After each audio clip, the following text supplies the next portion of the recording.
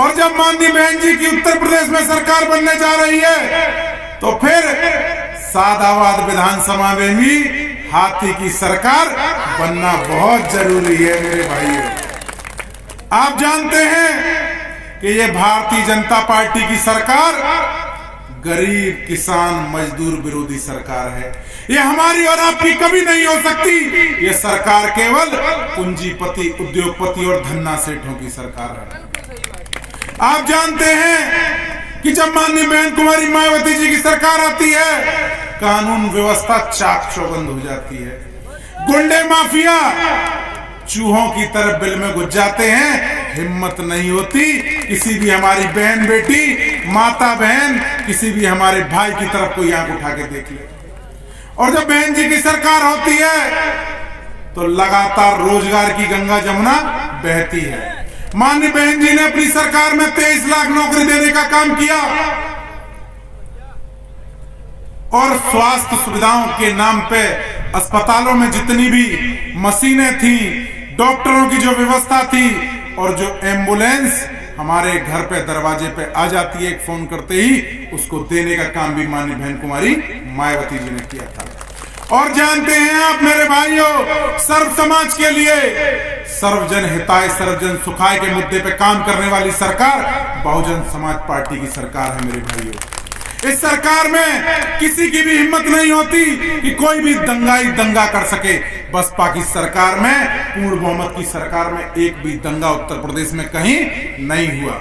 और ये भाजपा और समाजवादी वाले लोग ये एक ही सिक्के के दो पहलू हैं, एक चित्त है और एक पट्ट है। आप जानते हैं कि माननीय बहन कुमारी मायावती जी किसी के पास चल करके नहीं जाती हैं। और मुलायम सिंह जी तो अभी मोहन भागवत जी के पास पहुंच गए थे। अखिलेश यादव जी चार्टर्ड प्लेन में बाबा जी के साथ भोजन कर रहे थे। आप एक भी ऐसा फोटो दिखा दीजिए कि हमारी नेता किसी के पास चल के गई हो। हमारी नेता ऐसी नेता हैं जो फैसला लेती हैं, उस फैसले पे अड़ जाती हैं और अपने समाज के लोगों का, अपने लोगों का, अपने कार्यकर्ताओं का, अपने वोटरों का हमेशा ध्यान रखती हैं। मैं जोश जोश में अपने सभी मंचासीन अतिथियों का, बसपा के कैडर के पदाधिकारियों का और मेरे यहां सम्मानित मतदाता और बसपा के एक एक कार्यकर्ता, सादाबाद विधानसभा से जगह जगह से आए हुए मेरे बुजुर्ग, मेरे युवा साथी, मेरी माता बहनें, ऐसी कड़ी धूप में भी आप बैठे हुए हैं, मैं आपका अपना शीश झुका के आपका नमन वंदन करता हूं।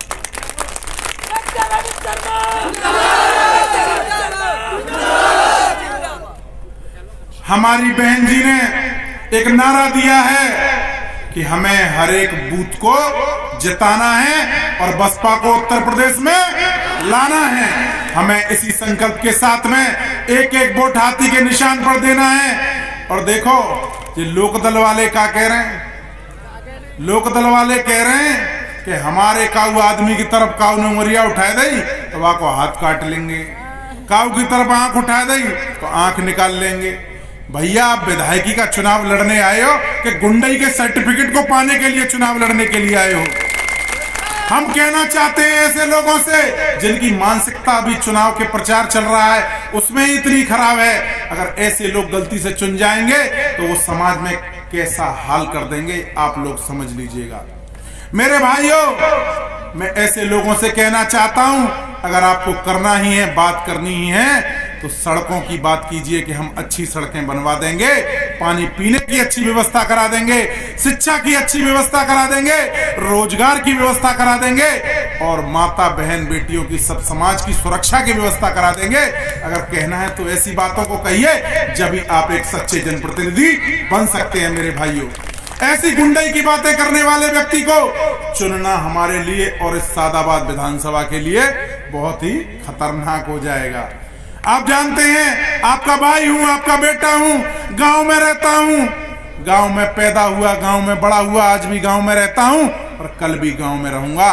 और जो गांव जमीन की मिट्टी से जुड़ा हुआ व्यक्ति होता है वो अपने लोगों की, अपने गांव के लोगों की परेशानी और समस्या को समझता है और समझने वाला ही समस्या का निराकरण भी करता है मेरे भाइयों।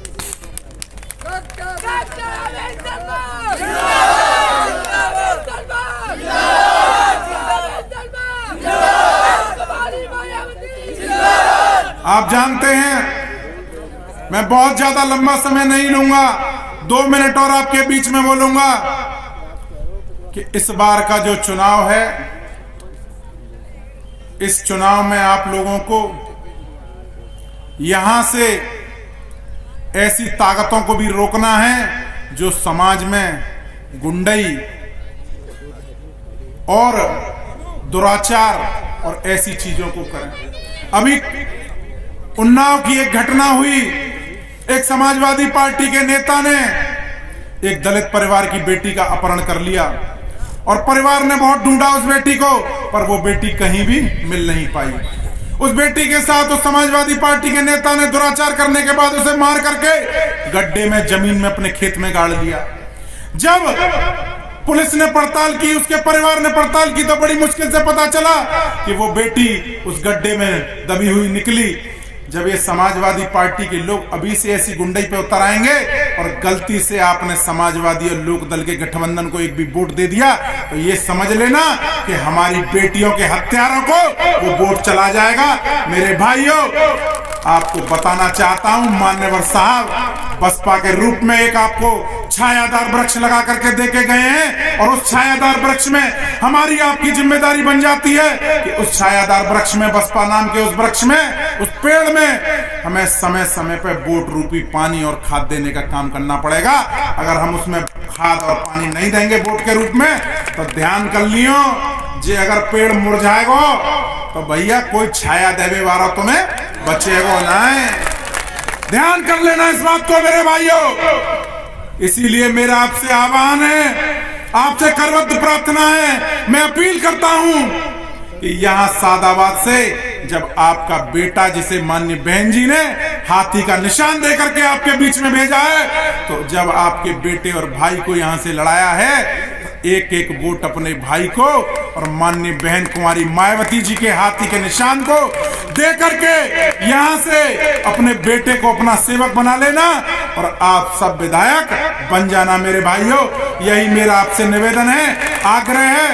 और एक चीज बता दूं कि आपको चुनाव चिन्ह और हमारा चुनाव चिन्ह हाथी पहले नंबर वाले खाने पे हमें मिला है। एक एक वोट पहले नंबर के खाने पे हाथी के निशान के आगे दे देना और यहां से बसपा के प्रत्याशी अपने भाई, अपने बेटे को, अपने सेवक को यहां से विधायक बना लेना, ताकि लखनऊ जाकर के आपका बेटा माननीय बहन कुमारी मायावती जी के हाथ मजबूत करे और हमारी बहन जी उत्तर प्रदेश की 5वीं बार मुख्यमंत्री बने। यही बोलते हुए अपनी वाणी को विराम दूंगा। जय भीम, जय भारत, नमो बुद्धाय। अगर आप चाहते हैं गरीब हर वंचित इंसान की आवाज आप तक पहुंचे तो हमारे चैनल को सब्सक्राइब करें और बेल आइकन का बटन दबाना ना भूलें। देखते रहिए बहुजन हलचल न्यूज।